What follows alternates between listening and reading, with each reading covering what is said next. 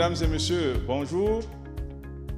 Je vous souhaite la bienvenue à l'UNAFRI, l'Institut africain des Nations Unies pour la prévention du crime et le traitement des délinquants. Je suis M. Kitio Edouard, docteur en droit, magistrat hors hiérarchie de nationalité camerounaise et je suis l'actuel directeur de l'Institut africain des Nations Unies pour la prévention du crime et le traitement des délinquants. Je vous fais cette petite vidéo à titre de sensibilisation parce que je me suis rendu compte que cet institut n'est pas très connu dans la partie francophone de l'Afrique, alors pourtant que c'est un institut qui a une vocation panafricaine. L'institut compte actuellement 29 États membres, parmi lesquels il y a une dizaine d'États francophones. Alors, monsieur, l'institut s'occupe des problèmes de la prévention du crime et de la justice pénale globalement. L'Institut a pour activité les activités de formation, les activités de recherche et d'études, les manifestations scientifiques sous forme soit de conférences, soit de colloques, et les consultations juridiques à l'endroit des États membres. Mais tout État qui n'est pas membre peut également solliciter l'expertise de l'UNAFRI. Donc, nous allons commencer à dérouler les activités de cet institut et surtout par la conférence internationale que nous organisons le 16 mai 2023 à partir de 12h heure de l'Afrique de l'Est. Il sera 10h en Afrique centrale et à Cotonou et 9h du côté du Sénégal, 9h GMT.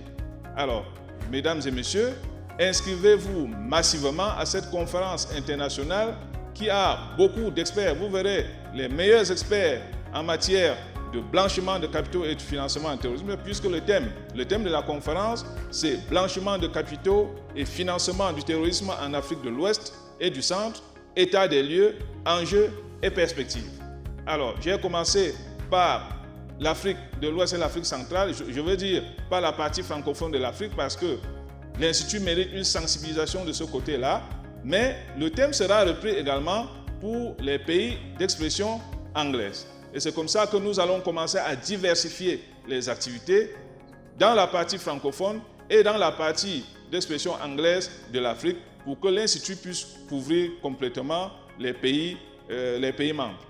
Nous sommes également à la conquête d'autres pays parce que l'Institut ayant une vocation panafricaine, normalement, tous les États membres de l'Union africaine devraient être États membres de l'Institut africain des Nations Unies pour la prévention du crime et le traitement des délinquants. Nous y travaillons et nous espérons que les autres États seront sensibilisés pour être membres de l'Institut.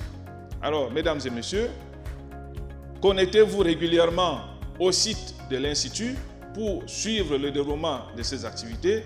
Nous sommes en train de mettre sur pied une importante base de données des experts que nous pouvons consulter à tout moment pour nos activités de recherche, de formation et de manifestation scientifique.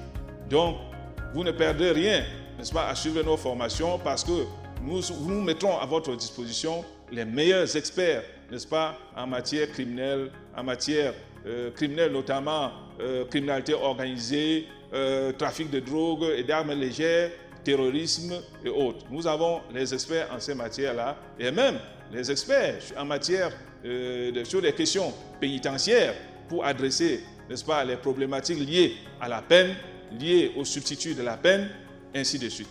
Donc, mesdames et messieurs, nous vous sensibilisons, n'est-ce pas, sur les activités de l'UNAFRI. Cette sensibilisation doit également passer dans les milieux universitaires puisque nous envisageons mettre sur pied une revue de l'UNAFRI. La revue de l'UNAFRI, ce sera la revue de droit pénal comparé et de sciences criminelles et pénitentiaires pour publier les articles de nos chercheurs, publier la jurisprudence, publier les textes de loi au niveau des États et publier les résultats de nos recherches. Alors, mesdames et messieurs, connectez-vous régulièrement à nos activités et je vous remercie pour cette première vidéo. Merci infiniment.